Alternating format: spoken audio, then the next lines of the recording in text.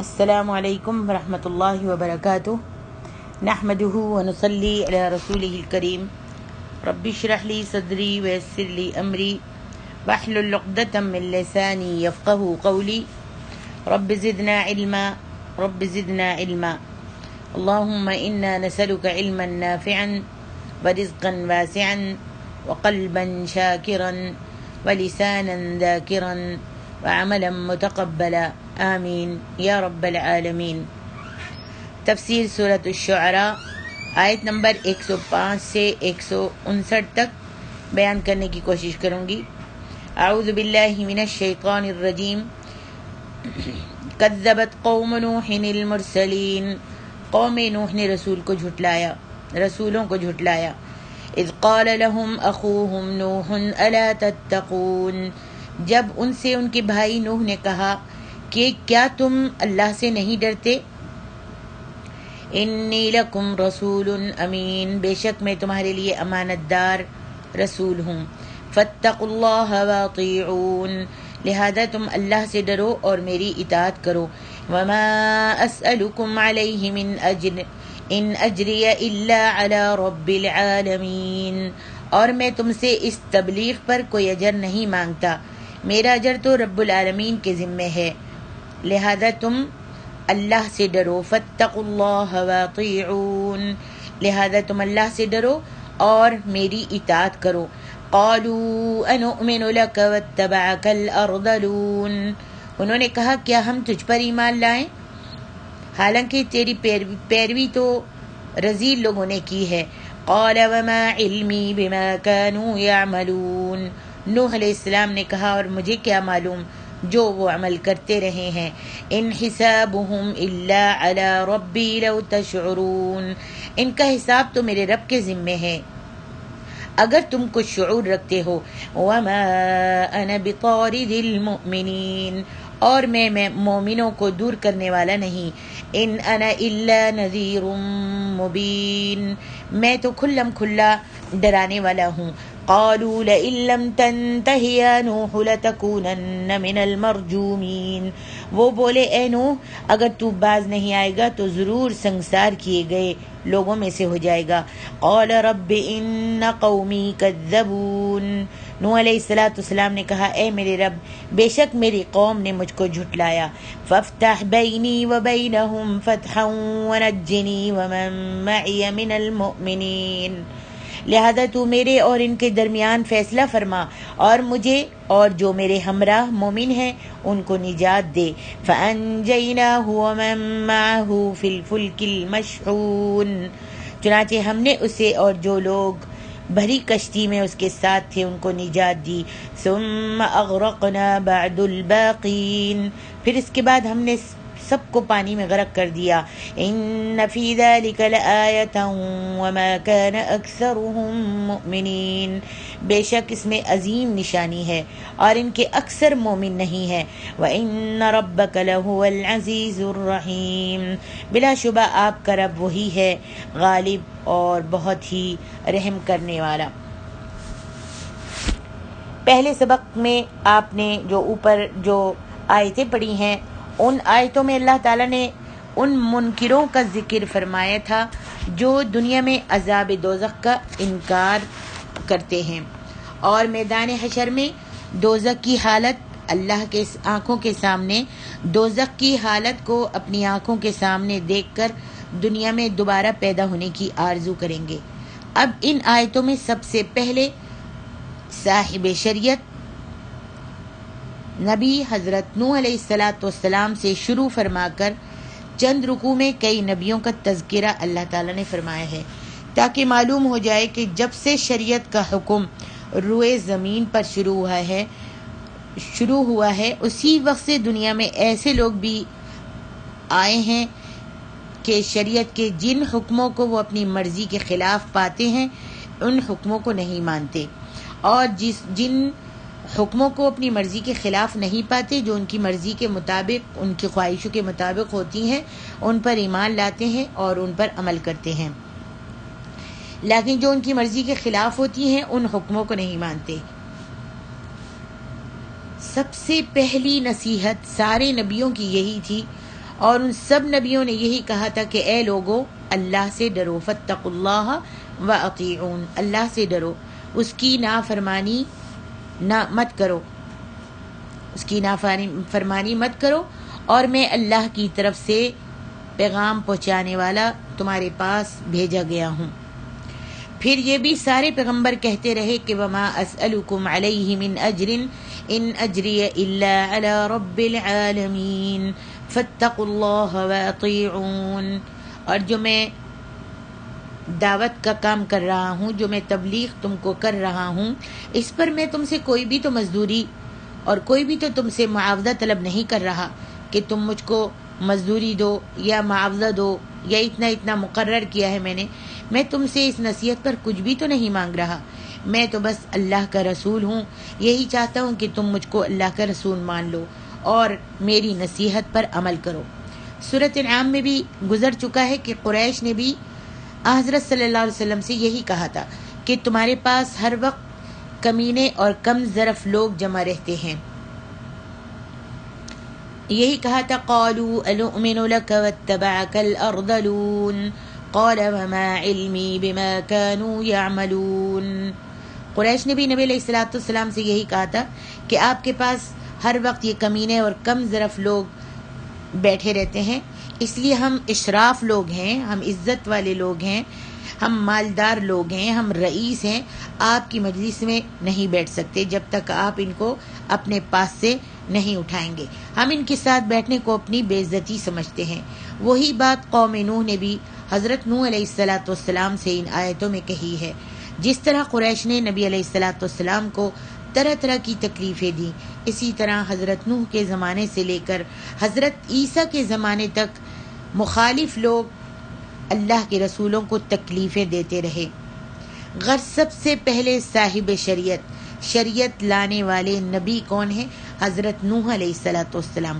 حضرت نوح سے حضرت صلی اللہ علیہ وسلم تک انبیاء کا ایک سلسلہ کیا جائے، ایک سلسلہ باندھا جائے تو ہر زمانے میں اللہ تعالیٰ کی عنایت لوگوں پر رہی ہے۔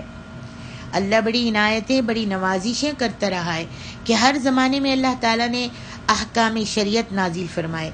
ان احکام کو سمجھانے کے لیے اللہ تبارک و تعالیٰ رسولوں کو بھیجتا رہا۔ باوجود اللہ کی اس عنایت کے، اس کرم نوازی کے، ہمیشہ سے مخالف لوگوں کا وہی نافرمانی کا ایک سلسلہ رہا، اور آپ کو معلوم ہے انجام ان کی نافرمانی کا دنیا میں کیا ہوا۔ دنیا میں ان کا انجام یہ ہوا کہ طرح طرح کے عذابوں سے وہ ہلاک کر دیے گئے، اور آخرت میں ایسے نافرمان لوگوں کا جو کچھ انجام ہوگا اس کا ذکر اللہ رب العالمین ان آیتوں میں فرما رہے ہیں کہ وَبُرِّزَتِ الْجَحِيمُ لِلْغَاوِينَ وَقِيلَ لَهُمْ أَيْنَ مَا كُنْتُمْ تَعْبُدُونَ۔ یہ آپ نے پچھلے درس میں پڑھا ہے اور اس کی تفسیر سنی ہے۔ اللہ تبارک و تعالی ان کی گمراہی کے سبب اور ان کی نافرمانی کے سبب ان کو دہکتی ہوئی آگ میں ڈال دیں گے۔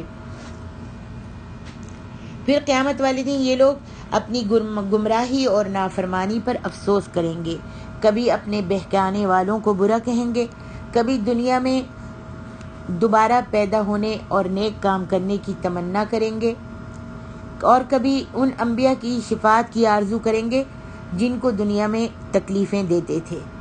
یہ تو ان لوگوں کا حال ہوگا جو رسول اللہ صلی اللہ علیہ وآلہ وسلم کے زمانہ حیات میں، آپ کی زندگی میں نبی علیہ الصلوۃ والسلام کی مخالفت کرتے تھے۔ اب بھی امت میں سے جو لوگ نبی علیہ الصلوۃ والسلام کی کسی طرح کی بھی مخالفت کریں گے، ان کا انجام بھی وہی ہوگا جو ان سے پہلے نافرمان لوگوں کا ہو چکا ہے۔ اس بارے میں بہت ساری آیتیں اور حدیثیں ہیں۔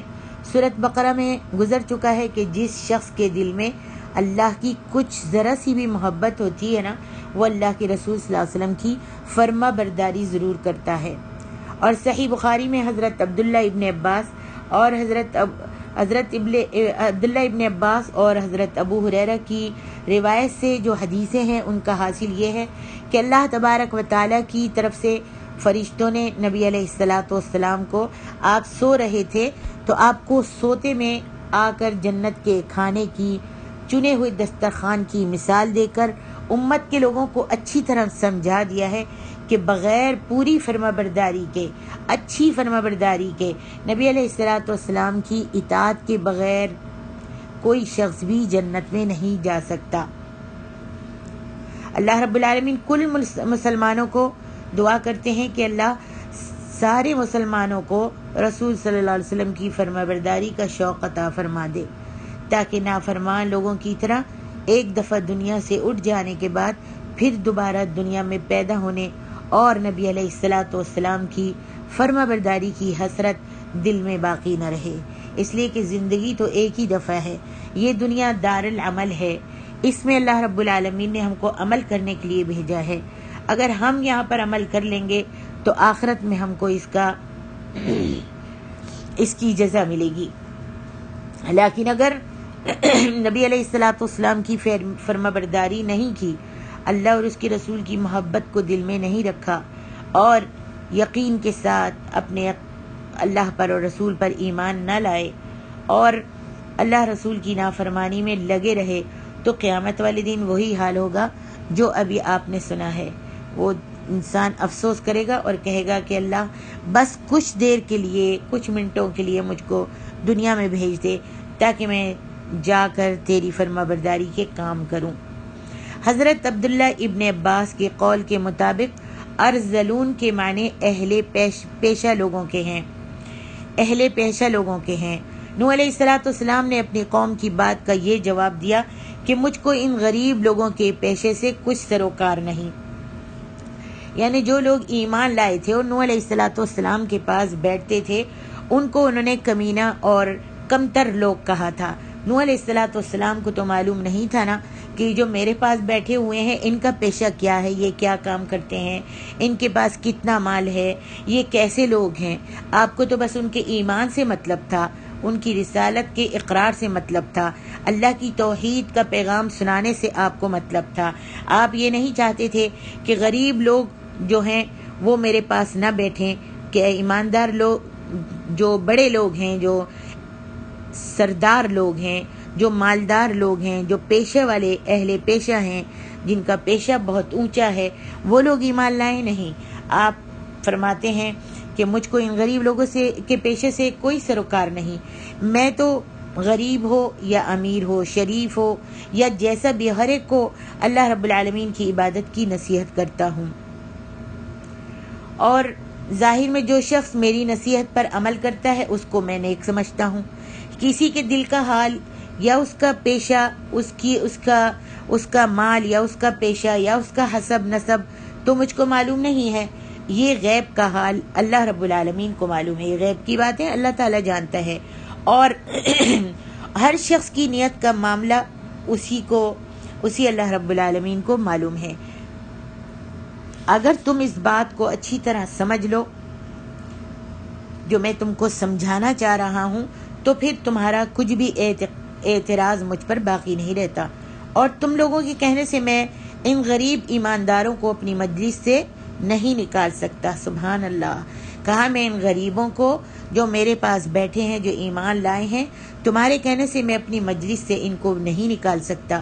قوم کے لوگوں نے حضرت نوح علیہ الصلوۃ والسلام کی ان باتوں کا یہ جواب دیا، قالوا لئن لم تنتہ یا نوح لتکونن من المرجومین قال رب ان قومی کذبون فافتح بینی وبینہم فتحا ونجنی ومن معی من المؤمنین۔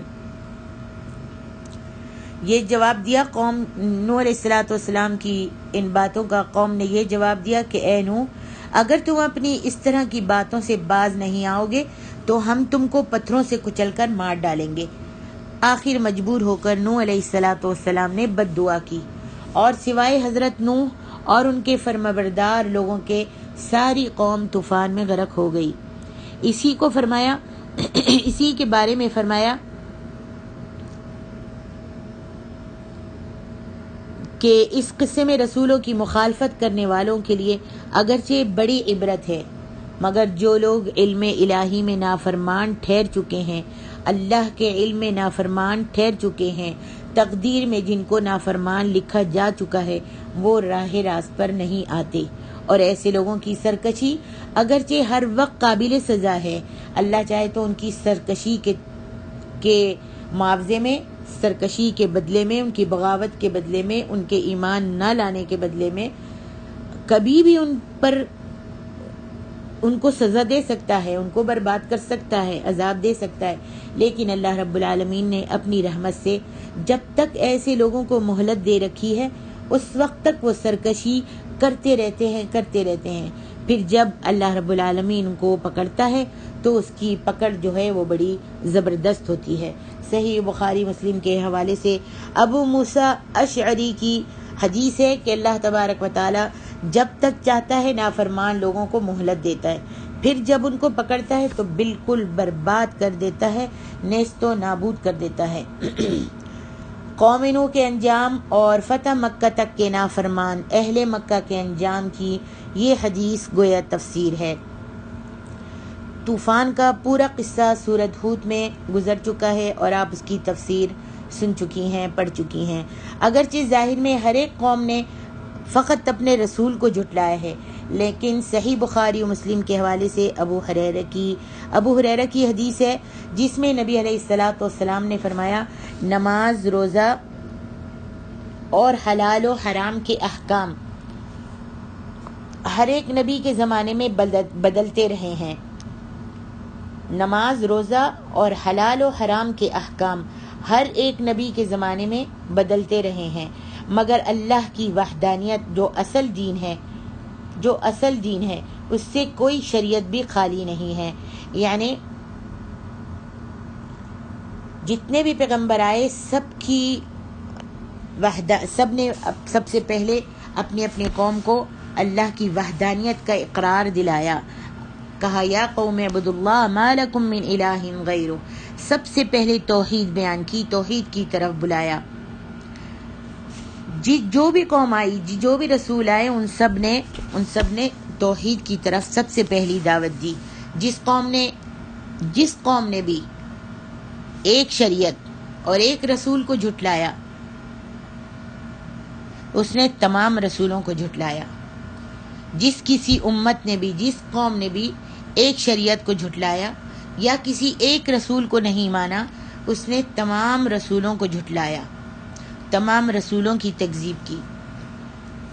اسی مطلب کو واضح کرنے کے لیے ان قصوں میں اللہ رب العالمین نے فرمایا ہے کذبت عاد المرسلین۔ ان قصوں میں مرسلین جمع کے طور پر فرما کر یہ بتایا ہے کہ ان قوموں سے ہر ایک قوم نے فقط اپنے رسول کو جھٹلا کر سب صاحب شریعت رسولوں کو جھٹلایا ہے۔ مصنف ابن ابی شیبہ، مستدرک حاکم، تفسیر ابن ابی حاتم کے حوالے سے حضرت عبداللہ ابن عباس کی معتبر روایت سورۃ ہود میں گزر چکی ہے کہ 40 برس کی عمر میں حضرت نوح علیہ السلام نبی ہوئے اور طوفان سے پہلے 950 سال اپنی قوم کو وہ نصیحت کرتے رہے، جس نصیحت کے اثر سے 80 آدمی کے قریب راہ راست پر آئے۔ اللہ اکبر! 950 سال تبلیغ کرتے رہے، توحید کی دعوت دیتے رہے، بس صرف 80 آدمیوں کے قریب راہ راست پر آئے، اسلام لائے۔ اس کے بعد طوفان آ گیا اور 60 برس طوفان کے بعد حضرت نوح علیہ السلام پھر زندہ رہے۔ 60 سال طوفان کے بعد نوح علیہ السلام زندہ رہے۔ اس حساب سے نوح علیہ السلام کی عمر 1000 برس سے زیادہ ہوئی۔ پچھلی کسی تاریخی حالت سے آئندہ کے کسی معاملے کو ثابت کرنا ثبوت دعا کے لیے ایک عمدہ طریقہ ہے۔ اسی مطلب سے قرآن مجید میں جگہ جگہ پچھلے قصے بیان فرمائے گئے ہیں تاکہ قریش کو اپنے آئندہ کے انجام سے خوف ہو اور وہ ان سے عبرت حاصل کریں اور ان کے انجام سے ڈریں اور ڈر کر اپنے رسول کی اطاعت کریں۔ کذبت عاد المرسلین اذ قال لهم اخوهم ہود الا تتقون۔ قوم عاد نے رسولوں کو جھٹلایا جب ان کے بھائی ہود نے کہا کیا تم اللہ سے نہیں ڈرتے ہو؟ انی لکم رسول امین، بے شک میں تمہارے لیے امانت دار رسول ہوں. فاتقوا اللہ واطیعون، لہذا تم اللہ سے ڈرو اور میری اطاعت کرو. وما اسألکم علیہ من اجر ان اجری الا علی رب العالمین، اور میں تم سے اس تبلیغ پر کوئی اجر نہیں مانگ رہا، میرا اجر تو رب العالمین کے ذمے ہے. اتبنون بکل ریع آیۃ تعبثون وتتخذون مصانع لعلکم تخلدون، کیا تم ہر اونچی جگہ پر بطور کھیل تماشا یادگاریں بناتے ہو اور تم مضبوط محل بناتے ہو، شاید تم ہمیشہ یہیں رہو گے. وَإِذَا بَطَشْتُمْ بَطَشْتُمْ جَبَّارِينَ فَاتَّقُوا اللَّهَ وَأَطِيعُونَ، اور جب تم کسی پر ہاتھ ڈالتے ہو تو سرکش بن کر ہی ہاتھ ڈالتے ہو، لہذا تم اللہ سے ڈرو اور میری اطاعت کرو. وَاتَّقُوا الَّذِي أَمَدَّكُم بِمَا تَعْمَلُونَ، اور تم اس ذات سے ڈرو جس نے تمہیں ان چیزوں میں بڑھایا ہے. امدکم بانعام وبنین وجنات وعیون، اس نے تمہیں بڑھایا ہے مویشیوں اور بیٹوں میں، باغوں اور چشموں میں. بلا شبہ میں تم پر یوم عظیم عذاب سے ڈرتا ہوں. انی اخاف علیکم عذاب یوم عظیم، بے شک میں تم پر یوم عظیم کے بڑے دن کے عذاب سے ڈرتا ہوں. قالوا سواء علینا اوعظت ام لم تکن من الواعظین، انہوں نے کہا ہمارے لیے برابر ہے خواہ تو واعظ و نصیحت کرے یا نصیحت کرنے والوں میں سے نہ ہو. ان ھذا الا خلق الاولین، یہ تو پہلو ہی کی عادت ہے.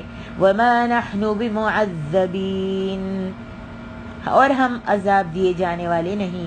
فکذبوہ فاہلکناہم ان فی ذلک لآیۃ وما کان اکثرهم مؤمنین، پھر انہوں نے اسے جھٹلایا تو ہم نے انہیں ہلاک کر دیا. بلا شبہ اس میں عظیم نشانی ہے اور ان کے اکثر ایمان لانے والے نہیں تھے. وَإِنَّ رَبَّكَ لَهُوَ الْعَزِيزُ الرَّحِيمُ، اور بے شک آپ کا رب وہی ہے غالب اور بہت ہی زیادہ رحم کرنے والا. پچھلی آیتوں میں حضرت نوح علیہ السلام اور ان کی امت کا ذکر تھا. حضرت نوح کے بعد دوسرے نبی ہود گزرے ہیں. اس رکوع میں ان کا اور ان کی امت کا ذکر ہے. شروع میں ہود علیہ السلام نے بھی اپنی امت کو وہی نصیحت کی جو نوح علیہ السلام نے اپنی امت کو کی تھی. حضرت نوح علیہ السلام کا پڑ پوتا یعنی پوتا ایک شخص عاد بن ارم تھا. اس کی اولاد کو حضرت ہود کی امت کہتے ہیں. تفسیر ثعلبی وغیرہ میں باغ ارم کی حکایت جو لکھی ہے کہ شداد بن عاد کا ایک باغ اور عمارت یمن کے ملک میں ہے. اللہ کے حکم سے کبھی وہ باغ یمن کے ملک میں رہتا ہے، کبھی عراق کے ملک میں آ جاتا ہے. سونے چاندی کی اینٹوں سے وہ عمارت بنی ہوئی ہے. معاویہ کی خلافت میں لوگوں نے اس باغ اور عمارت کو دیکھا ہے. یہ سب باتیں صحیح تفسیروں اور صحیح تاریخوں کی کتابوں میں بالکل نہیں ہے. تفصیل کے لیے دیکھیے تفسیر ابن کثیر. یہ حضرت ہود علیہ السلام کی امت کے لوگ بڑے ہی طاقتور اور قوت والے تھے. تفسیر ابن ابی حاتم میں ایک حدیث ہے جس کا حاصل ہے کہ اس قوم عاد میں ایک شخص اتنا بڑا پتھر پہاڑوں سے لڑکا دیا کرتا تھا، یعنی ان کے اندر اتنی طاقت تھی کہ اتنا بڑا پتھر پہاڑوں سے لڑکا دیا کرتا تھا جس سے اور قوم کے بہت سارے لوگ جو تھے ہلاک ہو جایا کرتے تھے. اور قرآن مجید میں بھی کئی جگہ اس قوم کے طاقتور ہونے کا اللہ تعالیٰ نے ذکر کیا ہے. اس قوم کے لوگوں کو نمود کی یعنی دکھاوے کی عمارتیں بنانے کا بڑا شوق تھا. انہیں بے فائدہ عمارتوں کے بنانے سے حضرت ہود علیہ السلام نے ان لوگوں کو روکا کہ خامخواہ تم اپنا وقت ضائع کرتے ہو ان عمارتوں میں، تم آؤ ایمان لاؤ اور اللہ کی توحید کا اقرار کرو اور اللہ کی حمد و ثنا بیان کرو اور اللہ کے خوف کے ساتھ زندگی گزارو. لیکن وہ عمارتیں بنانے کے بڑے شوقین تھے. ہود علیہ السلام کے سمجھانے کے باوجود انہوں نے ان کا کہنا نہیں مانا۔ حضرت ابو دردہ صحابی جب دمشق کے ملک میں تھے، انہوں نے دیکھا کہ دمشق کے مسلمان لوگ باغ اور مکان بنانے کی بڑی حرص رکھتے ہیں، بہت ہی پسند کرتے ہیں، باغ بناتے ہیں اور مکانات بناتے ہیں۔ اس پر انہوں نے سب لوگوں کو دمشق کی جامع مسجد میں جمع کر کے ایک خطبہ دیا، جس کا حاصل یہ ہے کہ اے لوگو، آپ نے خطبہ دیا اور فرمایا کہ اے لوگو، تم قوم عاد کی طرح ایسے باغ اور مکان کیوں بناتے ہو جو تمہاری دنیا میں چند روز رہنے کی ضرورت سے زیادہ ہیں؟ یعنی کچھ پتہ نہیں، چند روز کی تمہاری زندگی ہے، پتہ نہیں کس وقت موت آ جائے، تو اپنے وقت کو کیوں ضائع کرتے ہو اور یہ باغ اور مکانات بنانے میں ہر وقت مشغول رہتے ہو؟ کیا تم کو معلوم نہیں ہے کہ قوم عاد نے اتنا کچھ بنایا تھا، اتنے بڑے بڑے انہوں نے اتنے خوبصورت مکانات بنائے تھے، اور لیکن جب موت آ گئی تو وہ یہیں پر سب چھوڑ کر چلے گئے۔ اب ان عمارتوں کو کوئی 2 کوڑی میں بھی نہیں لیتا اور نہ ہی ان کو پوچھتا ہے۔ ابو داؤد کی انس بن مالک کی معتبر روایت سے ہے کہ ایک صحابی نے ایک پختہ برج بنایا۔ نبی علیہ السلام ایک جگہ سے گزرے اور آپ نے دیکھا کہ ایک برج بنا ہوا ہے، مکان بہت خوبصورت بنا ہوا ہے اور اس میں برج بنایا ہوا ہے جیسے مسجد میں برج بناتے ہیں۔ وہ جب اس نے برج دیکھا نبی علیہ السلام نے تو پوچھا کہ یہ کس کا ہے؟ تو آپ کو بتایا گیا ہے کہ فلانے شخص کا ہے۔ آپ جب مسجد میں آ گئے اور نماز پڑھی تو وہ شخص جو تھا وہ بھی آیا اور اس نے سلام کیا، تو نبی علیہ السلام نے جواب تو دیا لیکن اس سے بات نہیں کی اور اپنا منہ پھیر لیا۔ آخر اس صحابی نے لوگوں سے پوچھا تو اس کو بتایا گیا کہ شاید تیرے نبی صلی اللہ علیہ وسلم کو تیرا یہ عالیشان مکان بنانا اور اس پر برج بنانا جو ہے وہ پسند نہیں آیا۔ وہ فوراً گیا اور اس نے اپنی عمارت کو، برج کو نہیں بلکہ پوری عمارت کو اس نے ڈھا دیا۔ حضرت عبداللہ ابن مسعود کی معتبر روایت ہے کہ نبی علیہ السلام ایک دفعہ اپنے کمرے میں سو رہے تھے کہ عبداللہ ابن مسعود آئے اور آپ چٹائی پر سو رہے تھے۔ جب حضرت عبداللہ ابن مسعود اندر گھسے تو نبی علیہ السلام بیٹھ گئے، تو حضرت عبداللہ ابن مسعود نے آپ کے جسم پر بوریے کے یا چٹائی کے نشان دیکھے،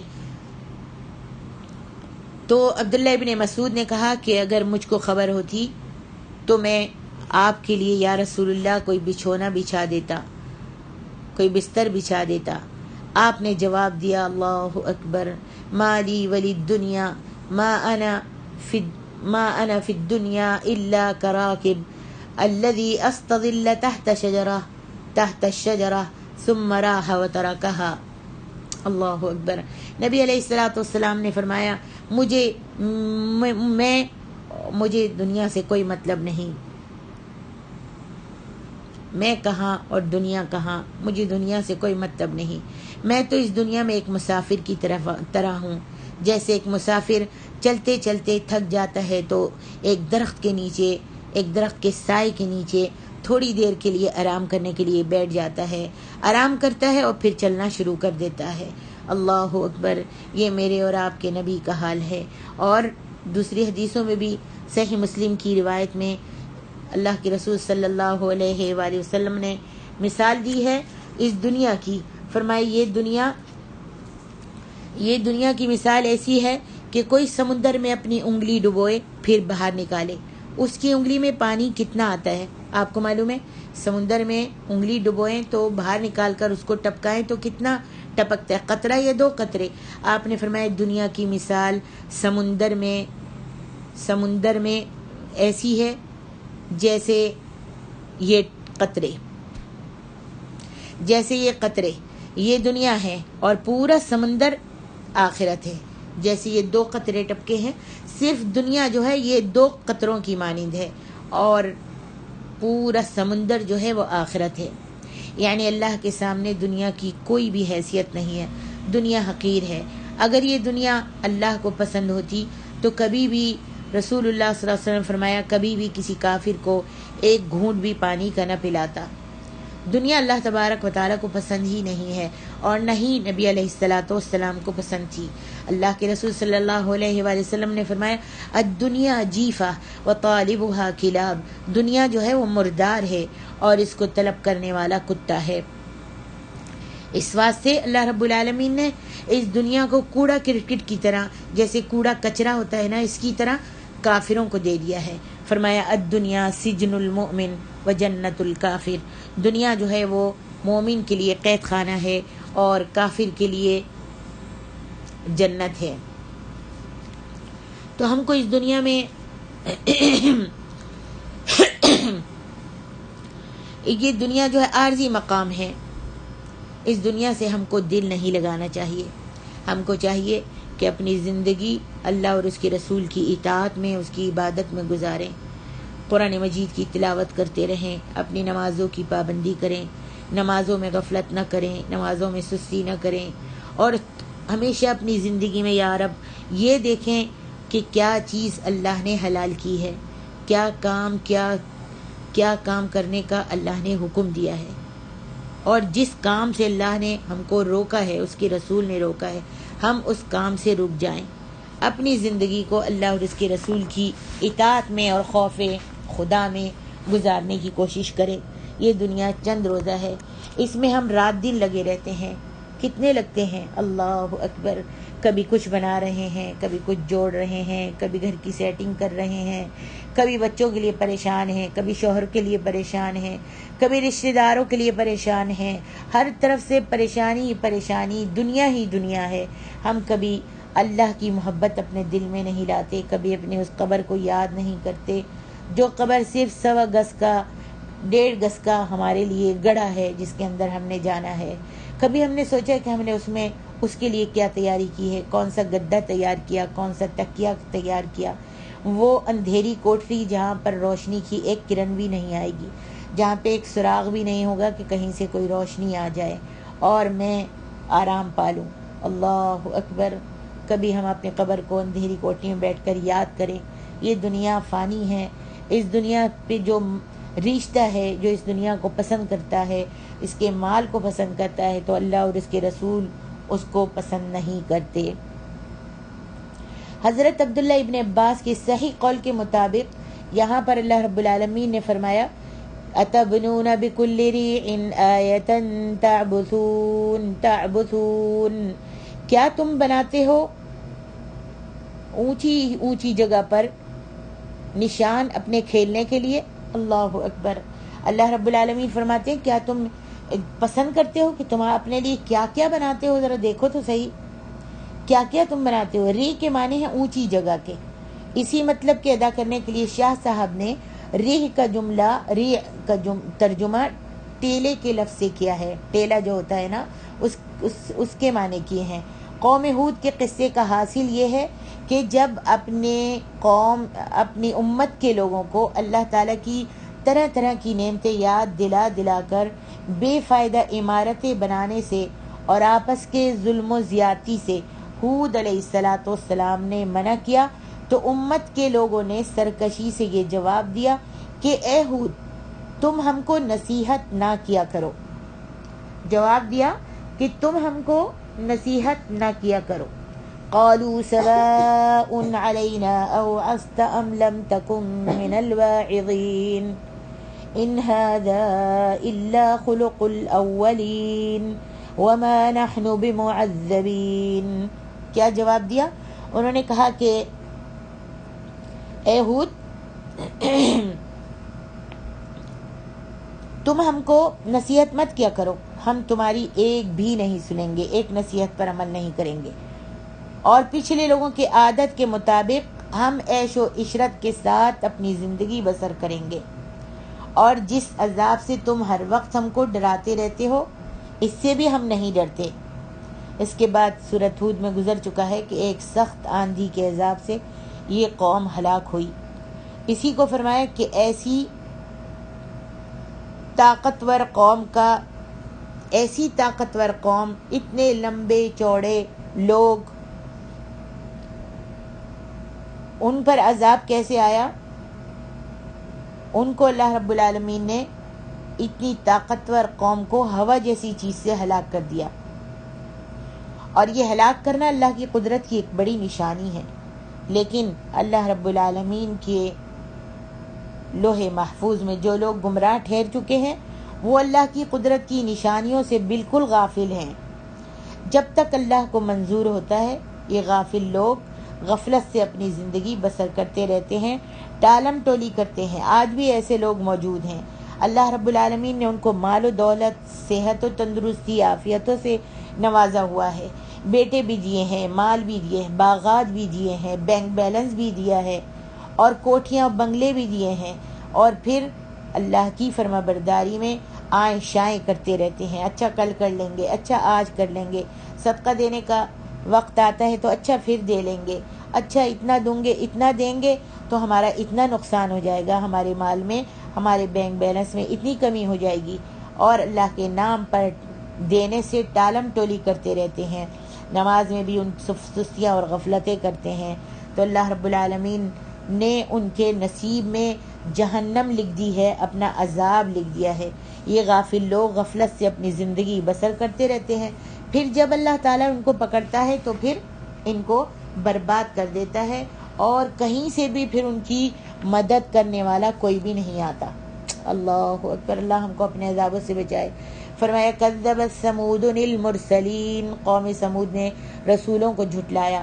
اذ قال لهم اخوهم صالح الا تتقون، جب ان کے بھائی صالح نے ان سے کہا کیا تم اللہ سے نہیں ڈرتے؟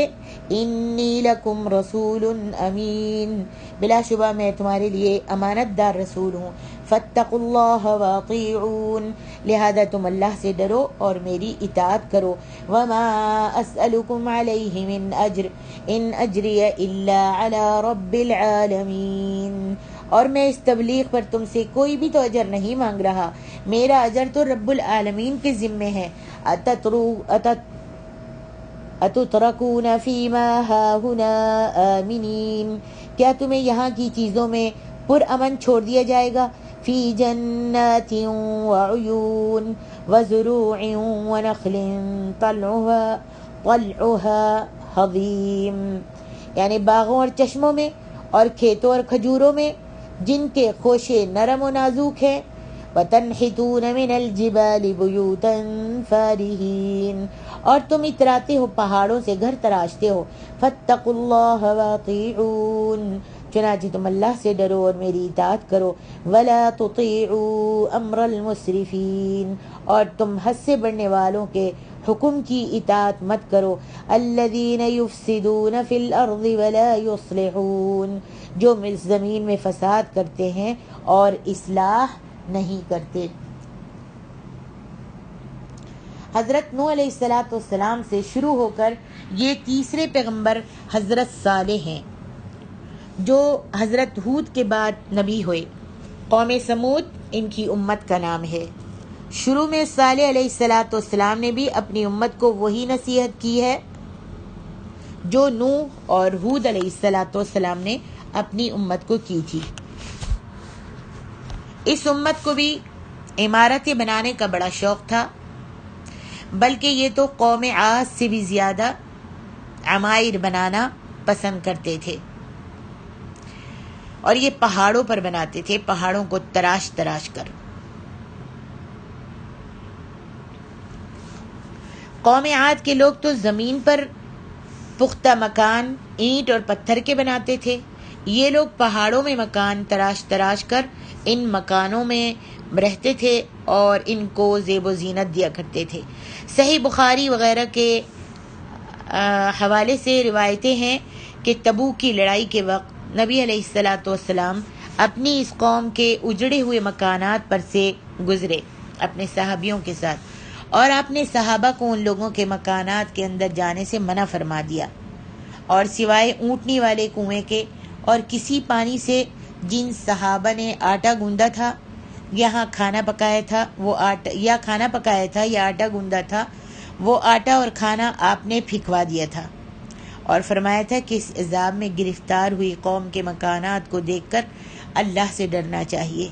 خدا سے کیا دور ہے کہ وہ ہم کو بھی اسی طرح اپنے عذاب میں پکڑ لے۔ اللہ، جب صالح علیہ السلام نے ان لوگوں کو عیش و آرام کی غفلت اور سرکش لوگوں کی عادتوں سے منع کیا تو ان لوگوں نے صالح علیہ السلام پہ جادو کا اثر بتایا اور ان سے کسی معجزے کے دیکھنے کی خواہش کی کہ اگر تم پیغمبر ہو تو ہم کو کوئی معجزہ دکھاؤ، خواہش کی۔ اور صالح علیہ السلام نے اللہ سے دعا کی۔ اللہ رب العالمین نے اونٹنی کا معجزہ دکھایا، جس کا پورا قصہ آپ سورہ ہود میں پڑھ چکی ہیں اور سن چکی ہیں، لیکن اس قوم کے لوگوں نے اونٹنی کا معجزہ دیکھ کر بھی حضرت صالح علیہ السلام کی فرما برداری قبول نہیں کی اور سرکشی سے اس اونٹنی کو ہلاک کر ڈالا۔ جو معجزہ کے طور پر اللہ رب العالمین نے ان کو اونٹنی دی تھی، اس کو ہلاک کر دیا۔ تو ان لوگوں پر بھی اسی طرح عذاب آیا کہ آسمان سے ایک سخت آواز آئی اور زمین میں زلزلہ آیا۔ اس صدمے سے ان لوگوں کے کلیجے جو تھے وہ پھٹ گئے اور مر گئے۔ قرآن مجید میں اس قوم کے عذاب کے ذکر میں کہیں فقط زلزلے کا ذکر اللہ تعالیٰ نے فرمایا ہے اور کہیں سخت آواز کا۔ ابو جعفر ابن جریر اور معتبر مفسر علماء نے اس بات کی صراحت اچھی طرح کر دی ہے کہ اس قوم کا عذاب دونوں چیزیں مل کر تھا۔ اللہ اکبر! اس قوم میں 4000 آدمیوں کے قریب لوگ مسلمان بھی ہوئے، باقی کے سرکش لوگ مسلمانوں سے جھگڑتے رہے اور حضرت صالح علیہ السلام سے کہا کہ اگر تم سچے نبی ہو تو ہم پر عذاب لے آؤ۔ اس کہنے پر اور ان کے عذاب مانگنے پر اللہ نے مقرر کیا ہوا تھا دن، ان پر عذاب آ گیا۔ مسند امام احمد اور مستدرک حاکم میں حضرت جابر سے معتبر روایت ہے کہ تبوک کی لڑائی کے وقت جب نبی علیہ السلام سمود کی بستی حجر سے گزرے تو آپ نے فرمایا، اے لوگو، انبیاءوں سے معجزہ چاہنا، انبیاءوں سے معجزہ مانگنا اچھا نہیں ہے۔ قوم سمود نے اللہ کے نبی حضرت صالح سے معجزے کی خواہش کی اور اونٹنی کا معجزہ دیکھ کر بھی سرکشی سے باز نہیں آئے، ایمان نہیں لائے اور بغاوت سے باز نہیں آئے۔ آخر کیا ہوا؟ اللہ نے ان کو ہلاک کر دیا۔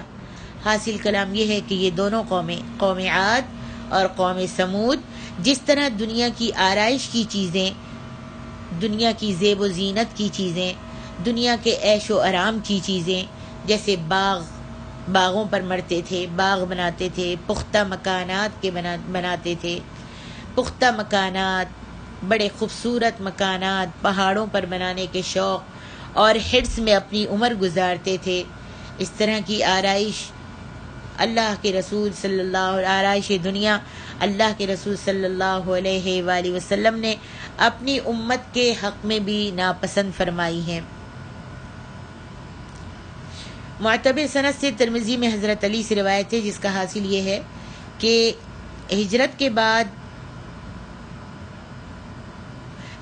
بعد نبی علیہ السلام بیٹھے ہوئے تھے مسجد میں کہ مصعب بن عمیر صحابی ہیں، مدینہ منورہ کی مسجد میں آپ بیٹھے ہوئے تھے مسجد نبوی میں، تو مصعب بن عمیر ایک صحابی ہیں، وہ آپ کے سامنے سے گزرے۔ ان کا حال کیا تھا کہ ان کی چادر میں چمڑے کا پیوند لگا ہوا تھا، 2-3 پیوند چمڑے کے ان کی چادر میں لگے ہوئے تھے۔ مصعب بن عمیر کا یہ حال دیکھ کر تمہارے اور میرے نبی صلی اللہ علیہ وآلہ وسلم کی آنکھوں میں آنسو آ گئے۔ آپ نے فرمایا، دیکھو یہ وہی مصعب ہے، کتنی راحت سے اور کتنے عیش و آرام سے رہتا تھا۔ اس کی ماں اس کو 200 کا سوٹ پہنایا کرتی تھی اور یہ ایسی خوشبو لگاتے تھے جس وقت اسلام نہیں لائے تھے۔ مالدار ماں باپ کے بیٹے تھے اور ماں بہت ہی پیار کرتی تھی، محبت کرتی تھی مصعب سے۔ ایسی عطر لگاتے تھے کہ جس گلی سے وہ گزرتے تھے، گزر کے چلے بھی جاتے تھے، بعد تک اس گلی سے خوشبو آتی تھی۔ اتنے عیش و آرام میں رہتے تھے، لیکن جب اسلام لے آئے تو نبی علیہ السلام نے ان کی چادر میں چمڑے کے پیوند دیکھے تو آپ کی آنکھوں میں آنسو بھرائے اور آپ نے فرمایا، دیکھو یہ وہی مصعب ہے جو کس راحتوں سے، کن خوشیوں کے ساتھ رہتا تھا اور اب اس کا یہ حال ہے۔ آپ نے فرمایا، میری امت کے لوگوں کا اس وقت کیا حال ہوگا کہ جب وہ دن میں کئی کئی پوشاکیں بدلیں گے. میری امت کے لوگوں کا اس وقت کیا حال ہوگا جب وہ دن میں کئی کئی لباس بدلیں گے. صبح کو ایک لباس ہے، شام کو ایک لباس ہے. آج ہمارا حال تو یہی ہے، ہم صبح ایک لباس پہنتے ہیں، شام کو ایک لباس پہنتے ہیں، ہر وقت اپنے کپڑوں کو بدلتے رہتے ہیں. اور فرمایا طرح طرح کے کھانے کھائیں گے. جب سفرے بچھائیں گے، الکلاٹ ان کا بچھے گا دسترخوان، ایک کھانا نہیں ہوگا بلکہ طرح طرح کے کھانے کھائیں گے. اللہ اکبر. اور مکانوں کو بیت اللہ کی طرح، جیسے کعبہ پہ پردہ ڈلا ہوا ہے، اس طرح سے اپنے مکانوں کو آراستہ کریں گے. اللہ اکبر. فرمایا اس وقت ان لوگوں کا، میری امت کے لوگوں کا اس وقت کیا حال ہوگا جب وہ دن میں کئی کئی لباس بدلیں گے اور طرح طرح کے کھانے کھائیں گے اور مکانوں کو کعبہ کی طرح پردوں سے آراستہ کریں گے. صحابہ نے عرض کیا کہ یا رسول اللہ صلی اللہ علیہ وسلم، جب ہم لوگوں پر خوشحالی آ جائے گی تو ہم اللہ رب العالمین کی عبادت بہت زیادہ کریں گے. یعنی جب ایسا وقت آ جائے گا کہ ہمارے پاس دولت آ جائے گی اور ہم خوشحال ہوں گے، ہم طرح طرح کے کھانے کھائیں گے، تو ہم پھر اللہ کی عبادت بھی تو زیادہ کیا کریں گے، اور جو حق دار ہیں ان کے حقوں کو بھی ادا کیا کریں گے اچھی طرح. اللہ ہم کو موقع دے دے گا کہ ہم حقداروں کے حق اچھی طرح سے ادا کریں. آپ نے فرمایا نہیں نہیں، تم اس حالت میں، اس حالت تنگی میں بہتر ہو، اس حالت سے جو خوشحالی کی زندگی تمہارے پاس آئے گی، اس حالت سے اس حالت تنگی میں بہتر ہو. اللہ اکبر. یہ مصعب بن عمیر مہاجرین میں ہجرت سے پہلے مکہ میں بہت خوشحالی سے رہتے تھے. ہجرت کے بعد تنگ حال ہو گئے کیونکہ ان کا سب مال و اسباب مکے میں رہ گیا. صالح علیہ السلام نے اپنی امت کے لوگوں کو عیش و آرام کی غفلت سے بچنے کی جو نصیحت کی، اس کا حاصل یہ ہے. فرمایا صالح علیہ السلام نے اپنے قوم کے لوگوں کا کہا کہ اے لوگو، دنیا جو ہے ناپائیدار ہے، دنیا فانی ہے، اس لیے یہ باغ، یہ پانی کے چشمے، یہ کھیتیاں، یہ پکی ہوئی کھجوروں کے درخت، پہاڑوں کے تراشے ہوئے تکلف کے مکان دنیا میں رہنے والی چیزیں نہیں ہیں. اللہ اکبر. اللہ اکبر. اللہ ہمارے دلوں سے دنیا کی محبت نکال دے. اللہ ہم کو آخرت کی محبت دے دے، آخرت کا خیال دے دے، اپنی اور اپنے نبی صلی اللہ علیہ وآلہ وسلم کی محبت دے دے. آپ کی اطاعت کرنے کی توفیق نصیب فرما یا رب العالمین. سورۃ النمل میں آئے گا کہ ان لوگوں کا ایک گروہ بڑا سرکش تھا، یعنی قوم صالح کی قوم کا ایک گروہ بڑا سرکش تھا. اسی گروہ کے ایک شخص قدار بن سائف نے معجزہ کی اونٹنی کو ہلاک کیا. اسی واسطے صالح علیہ السلام نے اپنی اس نصیحت میں امت کے باقی لوگوں کو اس سرکش گروہ کی عادتوں سے منع کیا. واللہ اعلم. السلام علیکم ورحمۃ اللہ وبرکاتہ.